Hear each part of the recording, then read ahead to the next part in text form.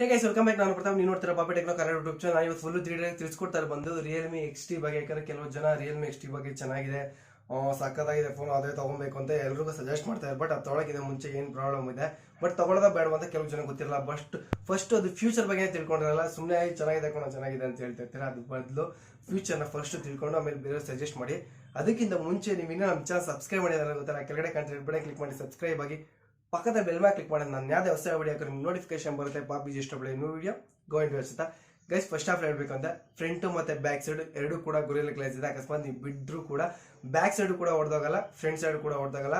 ಜಾಸ್ತಿ heavy protection ಇರಲಿ ಅಂತ ಗುರಿ ಗ್ಲಾಸ್ 5 ಕೊಟ್ಟಿದ್ದಾರೆ. ಸ್ಕ್ರೀನ್ ಸ್ವಲ್ಪ ದೊಡ್ಡದು, 6.4 ಇಂಚ್ ಡಿಸ್ಪ್ಲೇ ಕೊಟ್ಟಿದ್ದಾರೆ. 6.3 ಕೊಡ್ತಿದ್ರು, 6.4 ಕೊಟ್ಟಿದ್ದಾರೆ. ಜೊತೆಗೆ ಇದರ ಪ್ರೊಸೆಸರ್ ನೋಡಿದ್ರೆ 712 ಕೊಟ್ಟಿದ್ದಾರೆ ಸ್ನ್ಯಾಪ್ ಡ್ರ್ಯಾಗನ್. ಈಗ ಆಲ್ಮೋಸ್ಟ್ ಹೇಳ್ಬೇಕು ಅಂದ್ರೆ 710 ಅವೆಲ್ಲ ಹೋಯ್ತು, 855 ಎಲ್ಲ MediaTek T90 ಬರ್ತಾ ಇದೆ. ಯಾಕಂದ್ರೆ ಈಗ ಬರ್ತಾ ಇರೋ ಎಲ್ಲಾ ಮೊಬೈಲ್ಗಳು MediaTek T90 ಬರ್ತಾ ಇದೆ, ಯಾಕಂದ್ರೆ ಚೆನ್ನಾಗಿರೋ ಫಾಸ್ಟ್ ಪ್ರೊಸೆಸರ್ ಅಂತ. Redmi Note 8 Pro ಕೂಡ MediaTek T90 ಬಿಡ್ತೀನಿ ಅಂತ ಹೇಳಿದ್ರೆ, ಬಟ್ ಆದ್ರೆ ಇವ್ರು ಏನಕ್ಕೆ 712 ಬಿಟ್ರು ಅಂತ ಗೊತ್ತಿಲ್ಲ. ಬಟ್ ಇದ್ರ ಪ್ರೈಸ್ ನೋಡಿದ್ರೆ ಸ್ವಲ್ಪ ಹೈಯೇ ಆಯ್ತು. ಇವಾಗ ಬರ್ತಾರೆ ಎಲ್ಲ ಫೋನ್ ಕಂಪೇರ್ ಮಾಡಿದ್ರೆ ಪ್ರೈಸ್ ಸ್ವಲ್ಪ ಹೈ ಆಯ್ತು, ಬಟ್ ಆದ್ರೂ ಏನು ಕೊಟ್ರು ಅಂತ ಗೊತ್ತಿಲ್ಲ. ಪ್ರೊಸೆಸರ್ ಸ್ವಲ್ಪ ನನಗೆ ಯಾಕೋ ಕಮ್ಮಿ ಅನಿಸ್ತಾ ಇದೆ. ಜೊತೆಗೆ ಕ್ಯಾಮ್ರಾ ನೋಡೋದಾದ್ರೆ ಫ್ರಂಟ್ ಕ್ಯಾಮ್ರಾ ಬಂದು ನಿಮಗೆ 16 MP ಸಿಗುತ್ತೆ. ಬ್ಯಾಕ್ ಕ್ಯಾಮ್ರಾ 64 + 8 222 ಸಿಗುತ್ತೆ. 64 ನಾರ್ಮಲಿ ನಿಮ್ಗೆ ಗೊತ್ತಿರುತ್ತೆ. 8 ವೈಟ್ ಆಂಗಲ್, 8 ಮೆಗಾ ಪಿಕ್ಸೆಲ್ ಬಂದು ವೈಡ್ ಆಂಗಲ್ ಎಲ್ಲ ನಾರ್ಮಲ್ ಕ್ಯಾಮ್ರಾಸ್ನೇ ಕೊಟ್ಟಿದ್ದಾರೆ. ಯಾಕಂದ್ರೆ Realme 5 Pro ಕೂಡ ಸೇಮ್ ಕ್ಯಾಮ್ರಾನೇ ಕೊಟ್ಟಿದ್ದಾರೆ, ಇದರಲ್ಲೂ ಕೂಡ ಸೇಮ್ ಕ್ಯಾಮ್ರಾ ಕೊಟ್ಟಿದ್ದಾರೆ. 16 ಬ್ಯಾಕ್ ಅಂತ 64 ಅಂತ ಕೊಡ್ತಾ ಇದ್ದಾರೆ. ಜೊತೆಗೆ ನಿಮಗೆ ಡಿಸ್ಪ್ಲೇ ಫಿಂಗರ್ ಪ್ರಿಂಟ್ ಸಿಗ್ತಾ ಇದೆ Realme XT ಲಿ. Realme 5 Pro display finger print ಸಿಗ್ತಾ ಇಲ್ಲ, ಇದರಲ್ಲಿ ಕೂಡ Realme XT ಲಿ ಡಿಸ್ಪ್ಲೇ ಫಿಂಗರ್ ಪ್ರಿಂಟ್ ಸಿಗ್ತಾ ಇದೆ. ಅದರಿಂದ ಒಂದು ಸ್ವಲ್ಪ ನಿಮಗೆ ಚೆನ್ನಾಗಿರುತ್ತೆ ಅಂತ ಹೇಳ್ಕೊಂತೀನಿ. ಯಾಕಂದ್ರೆ ಡಿಸ್ಪ್ಲೇ ಫಿಂಗರ್ ಪ್ರಿಂಟ್ ಅಂದ್ರೆ ಸ್ವಲ್ಪ ಗೊತ್ತಲ್ಲ ಎಲ್ಲರೂ ಮುಂದೆ. ಅದಲ್ಲದೆ ನಿಮಗೆ 4000 mAh ಬ್ಯಾಟ್ರಿ ಚಾರ್ಜರ್ ಕೊಡ್ತಿದ್ದಾರೆ, ವೋಕ್ ಚಾರ್ಜರ್ ಕೊಡ್ತಿದ್ದಾರೆ. ನಾರ್ಮಲ್ ವೋಕ್ ಅಂತ ಈಗ ಎಲ್ಲ ಮೊಬೈಲ್ಗೆ ಬರ್ತಾ ಇದೆ. OnePlus ಅವ್ರದ್ದು ವಾರ್ಪ್, ಇವ್ರದ್ದು ವೋಕ್ ಅಂತ ಬರ್ತಾನೆ ಇದೆ.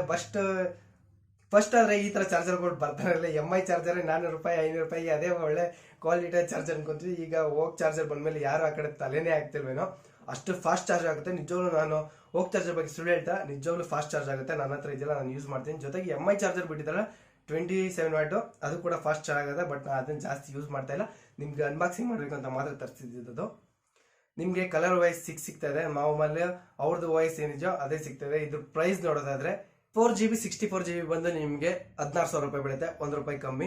6GB ರ್ಯಾಮು 64GB ಇನ್ಬಿಲ್ಟ್ ಬಂದು ನಿಮಗೆ ₹1 ಕಮ್ಮಿ, 17,000 ರೂಪಾಯಿ ಆಗುತ್ತೆ. ಜೊತೆಗೆ 8GB ರ್ಯಾಮು 128GB ಬಂದು 2,000 ಜಾಸ್ತಿ ಆಗುತ್ತೆ, 19,000 ಆಗುತ್ತೆ, ₹1 ಕಮ್ಮಿ. ಪ್ರೈಸ್ ಸ್ವಲ್ಪ ಜಾಸ್ತಿನೇ ಆಯಿತು ಅನ್ಕೊಂತೀನಿ. ರಿಯಲ್ಮಿ 5 Pro ಕೂಡ 17,000, 8GB RAM but 128GB inbuilt ಕೊಡ್ತಾರೆ. ಅದರಲ್ಲಿ ಡಿಸ್ಪ್ಲೇ ಫಿಂಗರ್ ಪ್ರಿಂಟ್ ಇಲ್ಲ, ಇದರಲ್ಲಿ ಡಿಸ್ಪ್ಲೇ ಫಿಂಗರ್ ಪ್ರಿಂಟ್ ಇದೆ. ನಾರ್ಮಲ್ ಇವೆರಡು ಕಂಪೇರ್ ಮಾಡಿದ್ರೆ ಏನಂದ್ರೆ ಏನು ಚೇಂಜ್ ಇಲ್ಲ. ಡಿಸ್ಪ್ಲೇ ಫಿಂಗರ್ ಪ್ರಿಂಟ್ಗೋಸ್ಕರ ನಾವು ಇನ್ನೂ 2,000 ಎಕ್ಸ್ಟ್ರಾ ಕೊಡ್ತಾ ಇದೀವಿ ಅಷ್ಟೇ, ಅದು ಬಿಟ್ಟರೆ ಏನಿಲ್ಲ. ಆದ್ರೂ ಕೂಡ 8GB ರ್ಯಾಮ್ 128GB ಇನ್ಬಿಲ್ಟ್. ಇದು ಕೂಡ 8GB ರ್ಯಾಮ್ 128GB ಇನ್ಬಿಲ್ಟ್ ಬಂದು ನಿಮಗೆ 19,000 ಬೀಳ್ತಾ ಇದೆ ಡಿಸ್ಪ್ಲೇ ಫಿಂಗರ್ ಪ್ರಿಂಟ್ಗೋಸ್ಕರ. ನನ್ನ ಪ್ರಕಾರ Realme 5 Pro ತೊಗೊಳ್ಳೋದೇ ಬೆಟ್ರು ಅನ್ಕೊಂತೀನಿ. ಯಾಕಂದ್ರೆ ಇದಕ್ಕೂ ಅದಕ್ಕೂ ಕಂಪೇರ್ ಮಾಡಿದ್ರೆ ಎಲ್ಲ ಸೇಮ್ ಇದೆ. ಡಿಸ್ಪ್ಲೇ ಒಂಚೂರು ಜಾಸ್ತಿ ಇದೆ ಅಷ್ಟೇ, ಅದು ಬಿಟ್ರೆ ಇನ್ನೇನು ಇಲ್ಲ. ನೀವು ಅದ್ರ ಬದಲು ಸುಮ್ಮನೆ 2,000 ವೇಸ್ಟ್ ಮಾಡ್ಕೊಳ್ಳೋ ಬದಲು Realme 5 Pro ತಗೋಬಹುದು ಅಂತ ಅನ್ಕೋತೀನಿ. ಯಾಕಂದ್ರೆ ಪಾಪ್ ಕ್ಯಾಮ್ರಾ ಏನಿಲ್ಲ ಇದರಲ್ಲಿ.